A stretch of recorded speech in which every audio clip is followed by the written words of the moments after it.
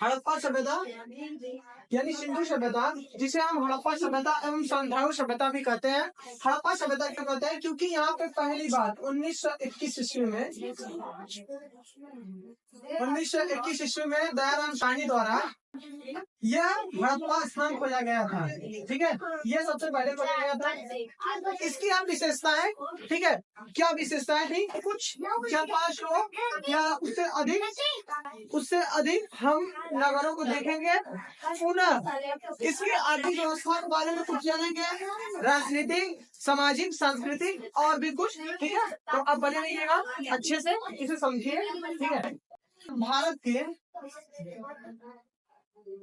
ठीक है, भारत के जो जॉन मार्शल जो ब्रिटिश सरकार के हैं, ठीक है, और अलेक्जेंडर कनिंघम जो भी ब्रिटिश सरकार के हैं, एक संरक्षण अधिकारी है जो इस सभ्यता का खोज करते हैं।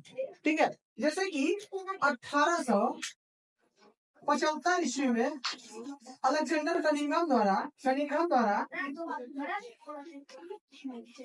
पाकिस्तान के लाहौर से मुल्तान तक रेल की पटरी बिछा रहे थे। क्या कर रहे थे? पटरी बिछा रहे थे। उसमें से हड़प्पा सभ्यता की कुछ ईंटें वो निकाल के पटरी में लगा रहे थे। बाद में उन्हें पता नहीं चला कि ये किस काल का है। वो सोचे कि कोई पिछले राजा का कोई किला होगा जो झंझर हो चुका है, उसका हम उपयोग कर रहे हैं। पुनः 1921 में दयाराम साहनी द्वारा को बताया जाता है कि ये यहाँ पर खुदाई करिए और कुछ अवशेष प्राप्त किए, जिससे पता चला कि यहाँ पे ऐसी व्यवस्था है, ऐसी सिविलाइजेशन है, ऐसी सभ्यता है जो आज के मनुष्य से अधिक विकसित थी। और यहाँ पे सड़कें संपूर्ण की थी। यहाँ पे बंदरगाह था। क्या था? बंदरगाह, 2 मंजिला मकान,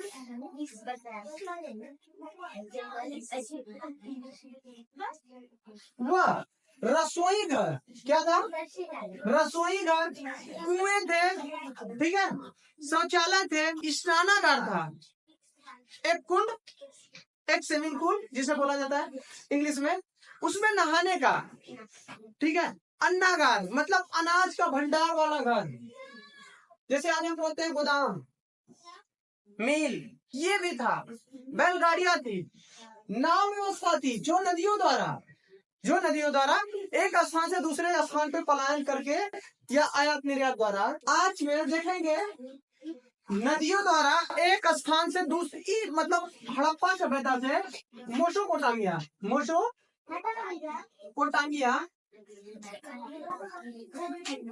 पोटामिया के बेबीलोन सभ्यता से या सुमेरियन सभ्यता से, ध्यान दो, सुमेरियन सभ्यता या बेबीलोन सभ्यता से हम व्यापार करते थे। ठीक है, क्योंकि यहाँ पे जो मिट्टी पाई जाती थी वो उपजाऊ थी और यहाँ पे कृषि, पशुपालन, कुछ अन्य अर्थव्यवस्था के क्षेत्र में कृषि, पशुपालन व आखेड़ जैसे शिकार, जंगली जानवर का शिकार करना इत्यादि था। यहाँ पे दाल, सफेद चना और गेहूं, चावल, जौ, मटर इत्यादि चना, ठीक है, ये सब सामग्रियां थी जो खाने के लिए भोज्य पदार्थ में इस्तेमाल किया जाता था। ठीक है, सामाजिक स्थिति में यहाँ पे सब एक शहरीकरण था, जो शहर था। क्या था? शहर, यहाँ पे आप देख रहे हैं, ठीक है, यहाँ पे ऐसी सुव्यवस्थित ढंग से शहरों को सजाया गया था जो संपूर्ण सड़कों पे, मान के चलो ये सड़क है, इस सड़कों पे किनारे घर एक मान के चलो स्केल द्वारा खींच के बनाया गया, ऐसा है। ठीक है, जो मेसोपोटामिया में कुछ अवशेष प्राप्त होते हैं, जैसे कि इससे पता चलता है कि वहां पे कुछ हड़प्पा सभ्यता के मोहर पाए गए हैं। तो इससे यह पता चलता है कि जो मोहर है उसका आयात निर्यात होता था। ठीक है, तो हम देखेंगे जैसे हड़प्पा सभ्यता के कुछ ये मुहर है जो ध्यान करते हुए एक पशुपति शिव को दिखाया गया है। यहाँ पे एक नर्तकी की मूर्ति है जो कांस्य की बनी है। किसकी? कांस्य की। जो तांबा है, क्या है? तांबा। जैसा कि पाषाण काल के, नव पाषाण काल के बाद ताम्र पाषाण काल चला तो ये तांबे का बना हुआ था और एक दाढ़ी वाले बाबा का तस्वीर। और ये मिटबान, मिटबान का मतलब मिट्टी का बर्तन। किसका? मिट्टी का।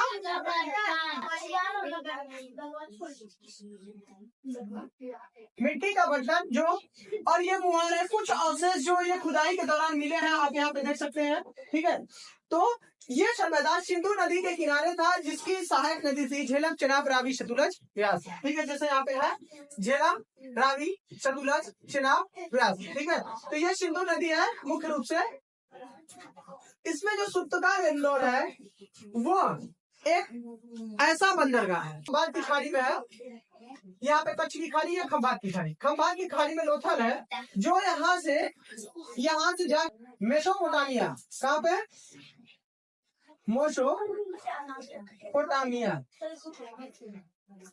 मेसोपोटामिया सभ्यता में यहाँ व्यापार करते थे, जो ये त्रिकोण सभ्यता में बसी थी, त्रिकोण रोमा। जैसे कि सुत्तका गंडोर और जम्मू कश्मीर के मांडा व उत्तर प्रदेश के अलियनगीरपुर व महाराष्ट्र के दैमाबाद में ऐसी त्रिभुजाकार की ये सभ्यता बसी हुई थी, जो 5 नदियों के किनारे व 6 नदियों के किनारे थी, जो सिंधु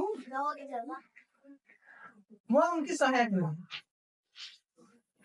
माना जाता है कि कुछ वर्तमान में माना जाता है कि इस सभ्यता में पतन का कारण था। पतन का कारण था कि मौसम में चेंज आना, मौसम परिवर्तन। ठीक है, जैसे कि यहाँ कुछ नदियां सूख गई थी, जिसे कहा जाता है मेघालय नीव। क्या कहा जाता है? मेघालय नीव। देखो, अगर इस समय पूरे विश्व का सभी सभ्यताएं खत्म हो चुकी हैं, इसी काल में जो विश्व में भूमध्य सागर में क्रीट सभ्यता थी, भूमध्य सागर के दक्षिणी साइड में मिस्र सभ्यता थी, मेसोपोटामिया सभ्यता थी, और पीली नदी में चीन की सभ्यता थी, सभी एक साथ लगभग खत्म हो गए थे। क्या कारण था? क्योंकि मेघालय युग का आना जो मौसम परिवर्तन करी। जो मेघालय युग में मौसम चेंज होता है, जहाँ पे जो नदी, मान के चले सिंधु नदी आ रही है, यहाँ पे ग्रीष्म ऋतु या कोई और जलवायु परिवर्तन होता है, जिसके कारण नदियां सूखती हैं। और क्या, यह सरस्वती नदी, कहाँ पे? सरस्वती नदी। ठीक है, सरस्वती नदी हम देख रहे हैं यहाँ पे, ये सिंधु नदी है, इसकी कुछ सहायक नदी है। ठीक है, यहाँ पे सिंधु सभ्यता बची है। इसके बगल में गुजरात से ये सरस्वती नदी है। सरस्वती नदी की सहायक नदी कौन है? यमुना। कौन है? यमुना। और ध्यान दो, यमुना नदी है जो ये सब यहाँ पे सूखा जब पड़ा तो ये सब पलायन कर गए। कहाँ पे? सरस्वती नदी के तट पे। कहाँ पे? तट पे। अब ये यहाँ पे रहने लगे, परंतु जो प्रायद्वीपीय भारत है,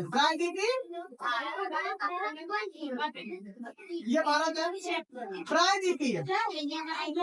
प्रायद्वीपीय भारत, जो दक्षिण भारत है,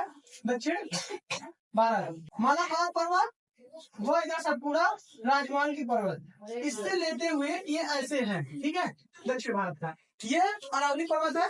जो अरावली पर्वत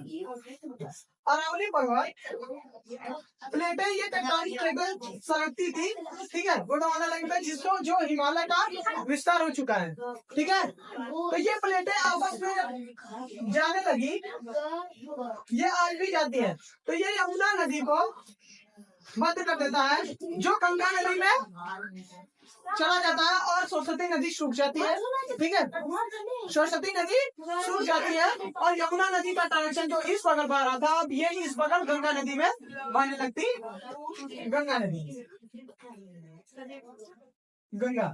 ठीक है, तो सरस्वती नदी सूख गई और इस सभ्यता का पतन हो गया। ठीक है, इसके पहले यहाँ पे देखें, ये एक है बंदरगाह जो लोथल का एक दृश्य बनाया गया है कि नावों द्वारा दूसरे सभ्यता में व्यापार किया जा रहा है। यहाँ पे ये अंडाकार है, ठीक है। ये कुछ आभूषण है जिसे मनका बोला जाता है, ठीक है। आइए देखिए इधर थोड़ा कुछ।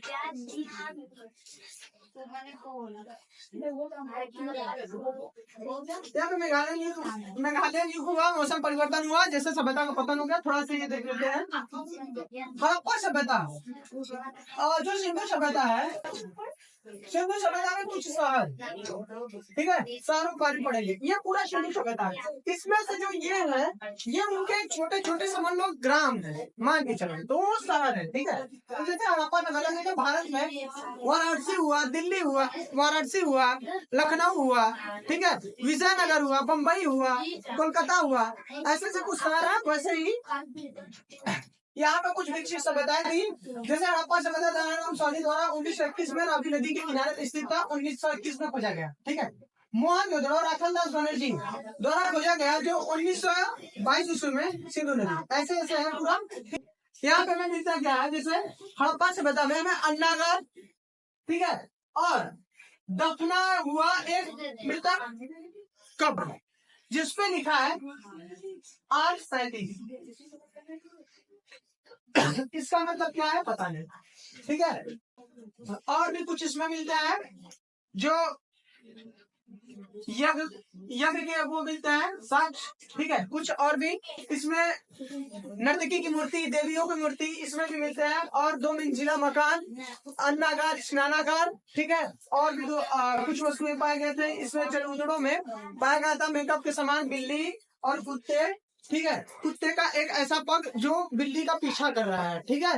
फिर उसमें कंघी वगैरह वगैरह, अलंकृत मतलब एक ईट पे चित्र बनाया गया हो वो, और मुहर, सिक्के, टेराकोटा जो है वो सब यहाँ पे बनता था। माना जाता है ये एक कारखाना, ये एक कंपनी का स्थान है, ठीक है। फिर लोथल यहाँ पे एक बंदरगाह था, धोलावीरा। फिर कलिंगबंगा में जुते हुए हल का साक्ष्य मिलता है, और बरावली में जुते हुए खेत का साक्ष्य मिलता है। राखी गढ़ी इस सभ्यता का सबसे बड़ा स्थान था, ठीक है। आशा करते हैं आपको समझ में आया होगा, ठीक है। बस।